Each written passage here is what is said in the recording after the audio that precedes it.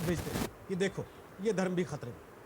धर्म का खतरा दिखाकर असल में सियासत के दोनों पक्ष आपके असली मुद्दे पर खड़े खतरे से अपना पीछा छुड़ा लेंगे। जैसे रोजगार के लिए जद्दोजहद करता नौजवान खतरे में और तब दस्तक देना जरूरी हो जाता। नमस्कार, मैं रोहित सरदाना आपका स्वागत करता हूं। रात के 10 बज रहे और आप आज तक पर दस्तक देख रहे हैं, जहां आज पहली दस्तक देकर आपको पूछना है कि सरकार अगर स्थिर चाहिए तो रोजगार संविदा पर यानी कि ठेके पर क्यों देती है।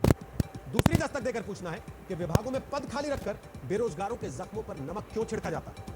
तीसरी दस्तक में आज आप देखेंगे कि मोदी के खिलाफ कांग्रेस मुक्त पवार वाला थर्ड फ्रंट कैसे बनने जा रहा है। तो शुरू करते हैं आज की दस्तक का पहला मुद्दा, जो पूछता है कि क्या सरकारें संविदा यानी कॉन्ट्रैक्ट पर नौकरी देकर युवाओं को एक लंबी बेरोजगारी के डर में धकेल देती है। बंगाल में ममता बनर्जी आरोप लगाती है कि अमित शाह के इशारे पर चुनाव आयोग काम कर रहा है। दिल्ली में केजरीवाल आरोप लगाते हैं कि चुनी हुई सरकार को केंद्र की सरकार कमजोर करना चाहती है। और राजस्थान में बीजेपी आरोप लगाती है कि कांग्रेस की गहलोत सरकार राजनीतिक हित के लिए लोगों के फोन टैप करती है, यानी अपनी अपनी सत्ता और अपनी अपनी फिक्र और सत्ता के लिए किसी की दखल मंजूर नहीं। लेकिन वही सरकारें रोजगार के मुद्दे पर, आम आदमी के अधिकार पर दखल, नौकरी बांटने के वादे पर दैनिक वेतन भोगी बनाकर स्थायी जॉब का सपना लटका देती है और तब देता है आज तक दस्तक। की आवाज़ जो हमारी आपके चल से दिल्ली तक पहुंचे, तो मैं फिर एक बार आज तक का बहुत थैंक्स करता हूं कि आप यहां पे आए, हमारे बीच आए, हमारे लोगों की आवाज़ और ऐसे हमारी आवाज़ को उठाते रहे। बहुत बहुत शुक्रिया, थैंक्स।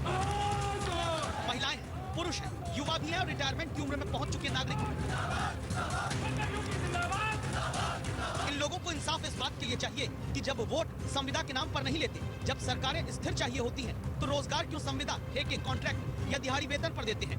भारत में 2018 के आंकड़ों के मुताबिक करीब 33 लाख लोग संगठित क्षेत्र में अस्थायी नौकरी करते हैं।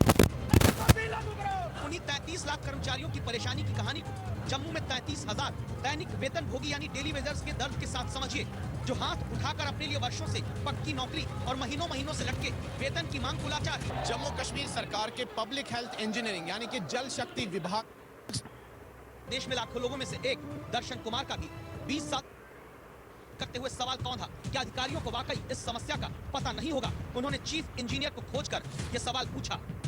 सरकार के विचाराधीन है, ऑलरेडी गवर्नमेंट के पास इनका इशू है, तो सरकार इस पर एक्शन ले रही है। तो जैसे कोई वहाँ से हमारा डिसीजन करने हो जाता है, अकॉर्डिंगली सेम इम्प्लीमेंट हो जाएगा। समाधान जल्द हो और सिर्फ जम्मू कश्मीर में एक विभाग के 33,000 अस्थायी कर्मचारियों के लिए नहीं, बल्कि हर राज्य के हर विभाग में संविदा की नौकरी के नाम पर रोजगार देकर भी बेरोजगार बनाकर छोड़े गए हर कर्मचारी के लिए समाधान हो। आज तक यही है।